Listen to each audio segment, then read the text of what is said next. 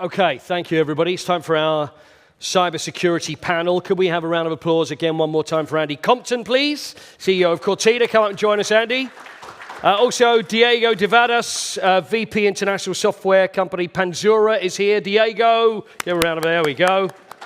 I feel like I'm doing Come On Down. And the Channel Development Manager, Providers of IT and Security Management for Kaseya, Jack Cooke, is here. Thanks, Jack. Good to see you as well. Felt like the claps ran out by the time I got up here. Just coming a little closer. Let's all stand around the tables. Listen, it was really interesting, Andy, but it was, I mean, I made a joke at the start saying you're going to make us nervous, but it was terrifying. Should it be? Yeah, absolutely. Okay, thank you very much. That's the end of our panel for the... Just to add some context to that, at the NCSC CTO, I saw an event recently in Barcelona, and they asked him about how the UK were doing, and he said, well, I'll give them a C+ for the way that they've, our current level of maturity generally. So sure. It means there's lots of room for improvement. Who's an A? Who got an A+? I don't think anybody's got an A. I think the attackers get the A's. Well, this is the thing, and is it possible, are we just playing catch-up behind these attackers? Is it always, I mean, you say about whether it be preventative or whether it's reactionary to things that already happen. I mean, this is for any of you. Is it always they're one step ahead and then you have to follow after that? Yeah. Or can it be the other way around? It's often that they're one step ahead. In fact, the speed with which attackers are taking newly discovered vulnerabilities and turning them into active exploits used to be 3, 4, 5 days. This is the gap between a new vulnerability coming out and then patches being available to sort of secure it. That's now down to about 2 hours or something. So, you know, they're super, super organized, super on the front foot with the attackers. AI will accelerate that. Yeah, of course. But AI will save us. We'll be fighting fire with fire a little bit. Well, this is it. I mean, it's like AI there. This is either Diego or Jack. It sounds scary that therefore that will be involved, but like you just said there, is that can that be the savior? Because, you know, I mean, you just said it yourself, that we will fight fire with fire. Yeah. I think it's a little bit of both. So I was fortunate enough fairly recently to actually be on a panel with a professor of cybersecurity from a university in Surrey. He had a very interesting point that this is the first year where we're really starting to see cyber criminals leverage AI. When you look back at when sort of ChatGPT went live, you had all these newspaper articles saying we're going to see this massive big hockey stick in threats, which we saw a little bit of a bump, but not a massive hockey stick. And his opinion on it was, well, look, it's expensive. AI is expensive. It's hard to train. It takes a lot, but it's becoming much more cost-effective now.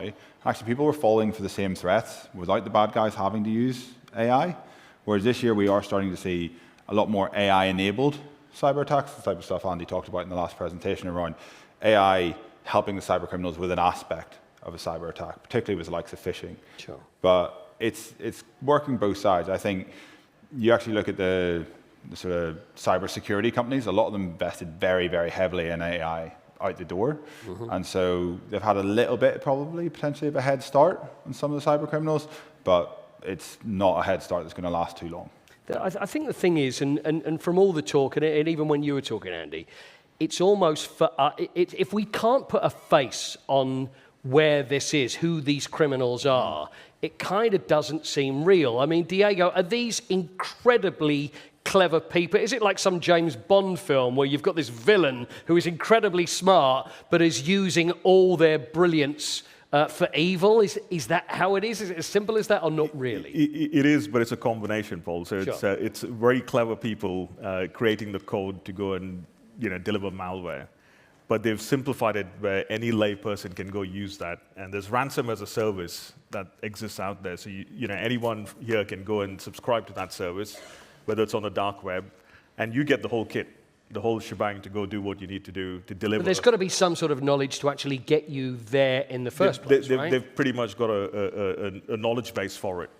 They've got a whole manual to go do this. And then if you look at AI simplified things as well further. I mean, you don't need a lot of coding experience nowadays to go run something across an AI tool. So it's become really simplified, but it's big money. And as Andy mentioned, I think the amount of money these guys are making, they've got the capability to go reinvest in doing this stuff. So it's actually big business for them. So who is paying this money? Who are these people? Again, I'm saying about trying to put a face on it, but who are these people that are actually paying the money, and who are the people that are actually doing it?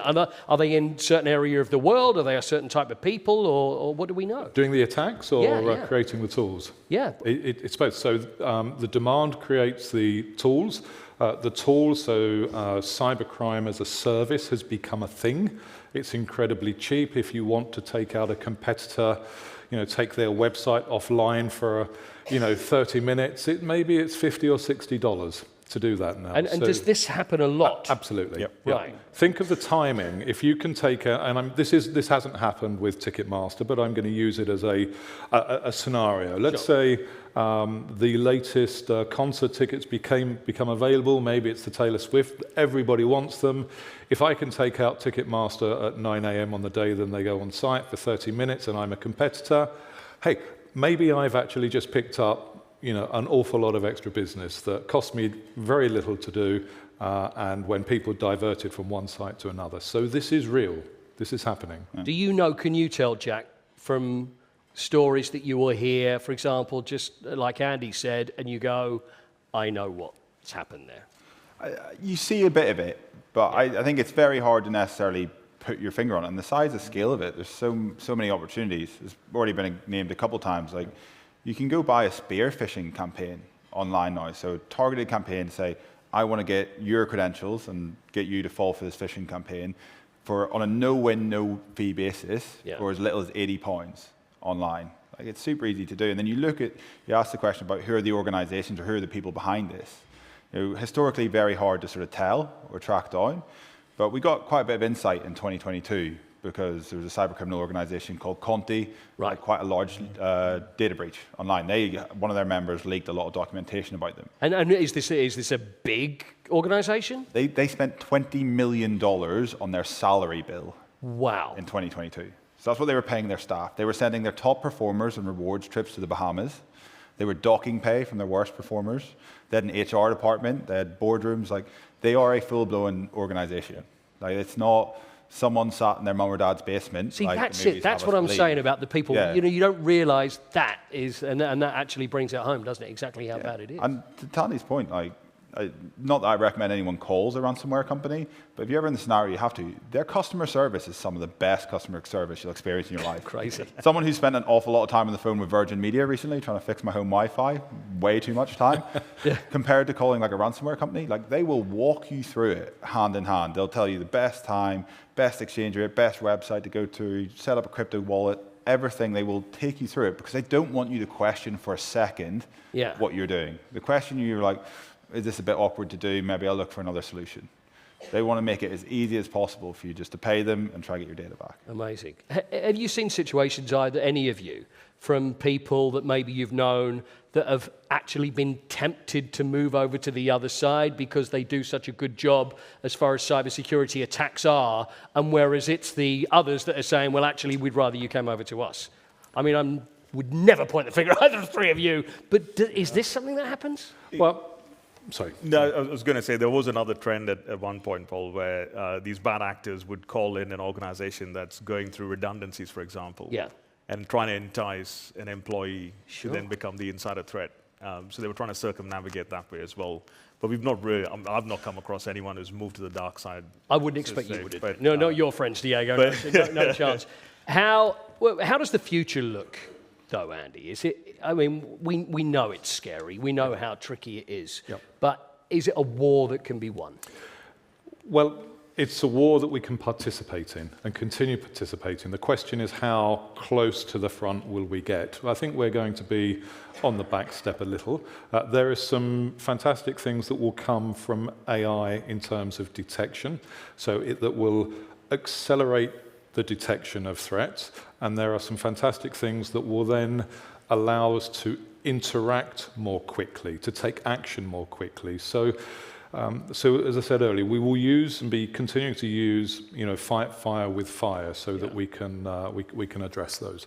But it's going to be these are smart people. They are They're investing heavily because the rewards are so high. Sorry, I beg your I was going to say, but there would be things that the governments can do around the fringe of this and that they are looking at. So there's a ransomware paper being looked at by UK government at the moment. The answer isn't out there yet, but we will make ransomwares illegal to pay if you're an operator of critical national infrastructure in the very near future.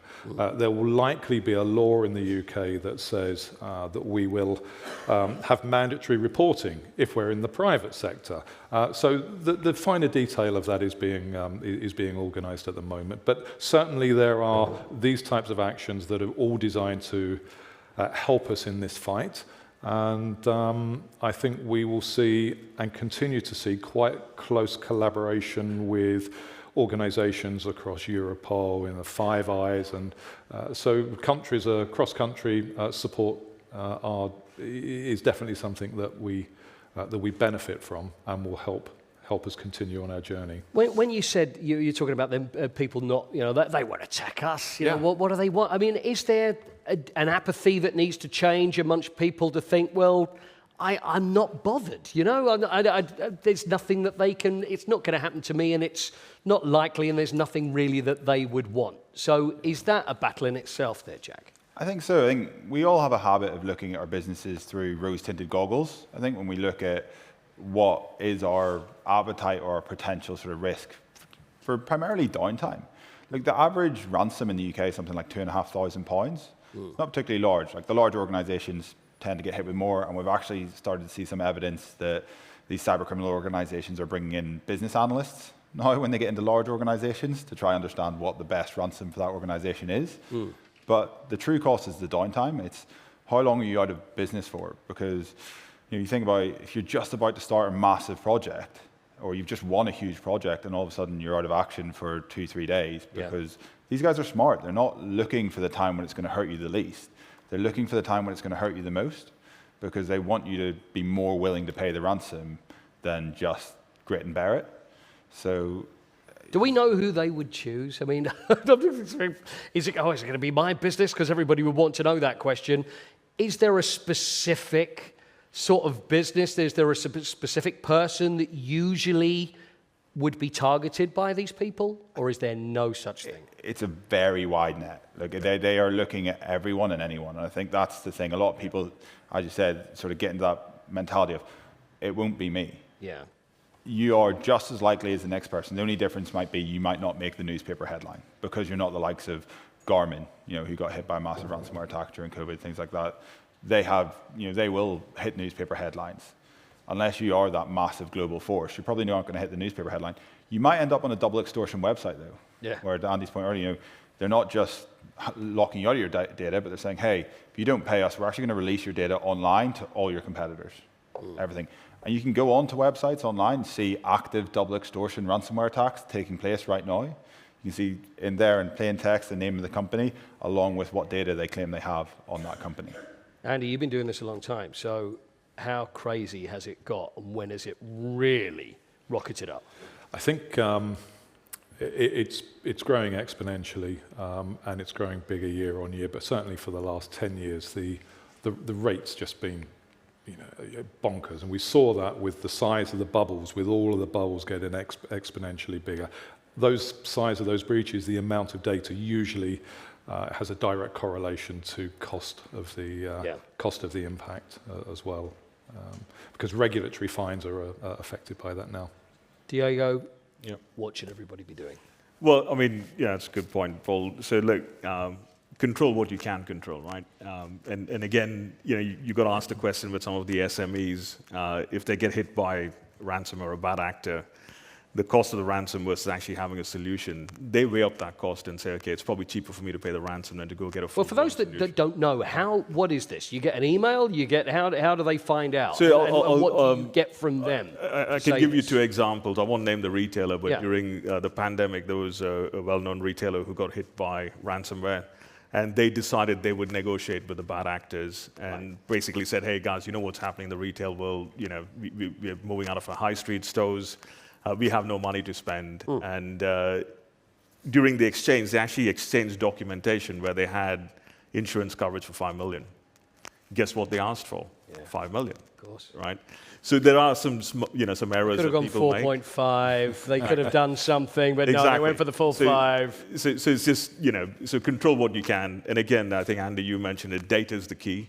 So assessing your data, understanding where it is, managing it, and making sure you don't have orphan files with people leaving the organization. Because And what is that data? What is it that we should be thinking, right, that's the stuff that we need to protect? So across everyone's organization, data is everywhere. Getting a control of where it is and what is in that data, when was it last accessed, who has access to it, do we have files that have no owners? Because that's what happens. These guys will come in and infiltrate and take over those files and then get wider within the organization. 51 seconds was what Andy was saying it takes to get across a network. So having technology that can pick up on that and kill the network to reduce the blast radius, that's a key thing as well. So how you store and manage your data and who you give access to that data is pretty key. Defense in depth and security, absolutely you need that. So, but it's, to Andy's point and what Jack was saying as well, we don't have deep pockets and never-ending budgets. At some point, we stop investing further. It's just becoming more smart in how we do what we do. So I'm guessing this is not when you have a company and it's like, oh, the head of IT will look after this for you. Individuals have to watch, don't they? And everybody has to be very vigilant. Yeah, and to build on Diego's point, I'm not going to point fingers. It's usually the senior individuals within an organization who, particularly when you can feel free to point fingers. You're okay. You're all right. Particularly when we're talking about sort of data location and sort of protecting data and making sure it's in the right places. Quite often, it's the senior individuals who are like, hey, I'm very important. I need to take this work home, or I need to take this back on my personal laptop because I'm going to work on this at the weekend, and I don't necessarily need the same level of security, or I'll be fine. Quite often, it's those individuals that end up exposing the wider organization because they don't necessarily think they're above the law, but they think, hey, look, I need to get this done. And that's super important. And they kind of then put some of those protections or procedures aside. And more often than not, in my experience, it tends to be those senior individuals that are the ones that leave the door slightly open. But also most targeted. Yeah. And most, sorry? Also most targeted by the bad actors, right? Yes, I can imagine. Yeah, I can imagine. Paul, if I can just say, culture within an organization is increasingly important. Massive. The reason is, certainly when we look at phishing, it's not focused on individuals, it's everybody. So if the organization culture is that we don't have a high expectation on employees to protect the data, we don't train them about the importance of it, and then when they click on something because they are being actively tricked into doing these things, they've opened a link or they've opened an attachment. This is not naivety, is it? This is, no. I mean, these are smart. This is not like, oh, surely you're not going to do that. That's right. This is social engineering at its finest. It's not your sixth removed second uncle anymore who's left you a fortune. Like, these are very targeted attacks. Yeah. But an organization has a question to do here. So do we tell the employees that we're going to cut their fingers off if they do it again and we're going to sack them, or we're going to put them on a disciplinary track, or do we say we have a no-blame reporting culture here because it's that important that we discover this quickly. So if you do something happens that's unexpected, nothing happens, which is unexpected, then report it immediately, even if you think that you might have caused something. That's one way of And are companies improving. Responding that way? In the main. There are some that don't, but in the main they are educating and accepting that, starting to recognize that these are very clever people targeting people with social engineering. Yeah, I haven't. Obviously, it's the BIM summit, so I should talk about BIM as well and the use of BIM and digital twins. I mean, is the increasing use of them? Is that? I mean, I'd guess yes, is impacting cybersecurity. Yeah. Yeah, I can give you perhaps a concern here a little bit. So if we think about AI, we're all talking about learning models and teaching AI so that it can make intelligent decisions now, but we can poison AI systems. So, and we can do the same with BIM, or we can do the same with digital twins. What do I mean by that? So if I take 10 photographs of cats and I input them into an AI model or a learning model, and I say they're dogs, and then I ask for a picture of a cat, maybe I'm going to get back a picture of a dog. So if we can poison the data in that way and train, perhaps when we start thinking about our the like sensors and digital twins that we might use to analyze, conduct studies, feasibility, planning, schedule, all of these things. If we can poison that data, then perhaps what's coming out of that is bad decisions or wrong decisions and wrong information. Those can then filter through into into real life operations. Well, finally, it'd be nice if we could, if the whether this is possible, to actually have something positive to say that there is light at the end of the tunnel, there is something that we can do, and it's not all going to be disaster. Jack, I'm going to start with you. Have you got anything for It's all disaster. I think by being here you're taking a step. You've taken time out to come and understand more about this. This is a massive step in the right direction. Are people just ignoring it, do you think? It's like one of those things, it's like, I know, and instead of actually doing something about it. I don't think people are ignoring it, but I don't think people necessarily understand the scale of it. Like, as we said at the start, that criminal organization, that's just one of many, and their salary bill was $20 million. Yeah. Like, most people still think it's that person in their mum or dad's basement, when it's completely evolved now. There are hundreds, if not thousands, of organizations globally purely set up with cyber criminal acts in mind. Yeah. Like that's all they're doing. And so when we start recognizing the scale, we start recognizing, okay, well, this is maybe something I should be paying more attention to. Absolutely. And a lot of the time, again, I think culture is massive.